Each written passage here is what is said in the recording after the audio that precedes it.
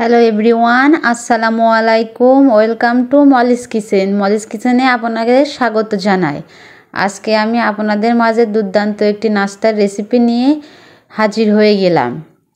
এই নাস্তার রেসিপিটা অজানা একটা নাস্তা, অনেক মজাদার একটি নাস্তার রেসিপি আপনাদের মাঝে শেয়ার করব। যে যেখান থেকে দেখছেন আমার রেসিপিটা দেখার আমন্ত্রণ জানাচ্ছি। তো কথা না বাড়িয়ে মূল রেসিপিতে চলে যাই। আমি 1 কাপ ময়দা নিয়েছি। পরিমাণ মতো লবণ দিয়ে হাতের সাহায্যে সুন্দর করে মাখিয়ে নিয়ে অল্প অল্প করে পানি দিয়ে আমি ডোটা মুথে নিব। দেখুন, একবারে পানি দেওয়া যাবে না, অল্প অল্প করে পানি দিয়ে আমি ডোটা মুথে নিব। দেখুন, আমার সুন্দর করে সফট করে মুথে নেওয়া হয়ে গেছে। এই পর্যায়ে আমি উপর থেকে একটু তেল ছড়িয়ে দেব, দিয়ে আবার ডোটা আমি মুথে নিব।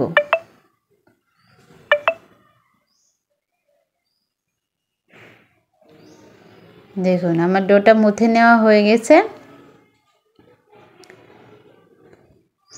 এবার আমি ডোটা সুন্দর করে যে কয়টা আমি নাস্তা তৈরি করব সে কয়টা ছোট ছোট করে আমি লেচি করে নিব। গোল গোল করে সুন্দর করে লেচি করে নিব।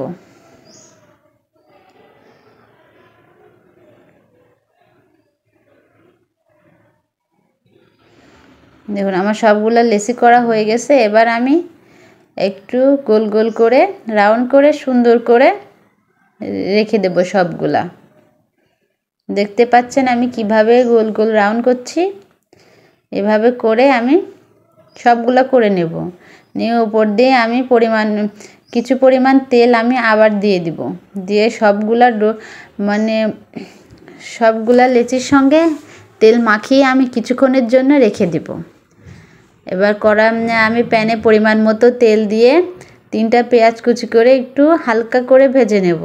বেশি ভাজবো না, হালকা করে ভেজে একটা ডিম দিয়ে পরিমাণ মতো লবণ দিয়ে সুন্দর করে আমি ঝুরঝুরি করে ভেজে নেব। এবার আমি ডিম আর পেঁয়াজ কুচি একসঙ্গে একটু ভেজে নেব। ভেজে নিয়ে চুলাটা আমি অফ করে দিব। চুলাটা কিন্তু আমি অফ করে দিয়েছি। এবার আমি কাঁচামরিচ কুচি, ধনেপাতা কুচি দিয়ে আবার কিছুক্ষণ মিশিয়ে নেব। এগুলো কিন্তু আমি চুলা অফ করেই মিশিয়ে নিচ্ছি। এবার আমি একটু চাট মশলা দিলাম যাতে নাস্তাটা টেস্টটা একটু সুন্দর হয়, খেতে অনেক মজা হয়। দিয়ে আমি মিক্সড করা হয়ে গেছে। আমি একটা পাত্রে বেড়ে নিয়েছি।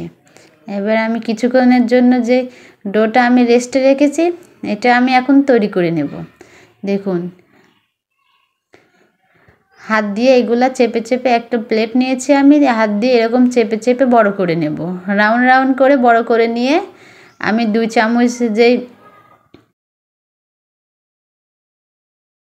পুরটা আমি তৈরি করে রেখেছি সেটা দিয়ে এই পাশের থেকে একটু আমি এই যে রুটি করেছি হাত দিয়ে সেটা টেনে আমি এভাবে সেট করে নেব। দেখুন, এটা এভাবে করে আমি কিভাবে করছি আপনারা দেখতে থাকুন।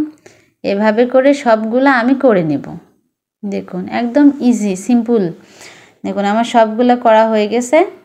এবার আমি প্যানেতে পরিমাণ মতো তেল দিয়ে দিয়েছি। তেলটা বেশি গরম হওয়া যাবে না, সেই পর্যায়ে সবগুলো আমি তেলের মধ্যে দিয়ে ছেড়ে দেব।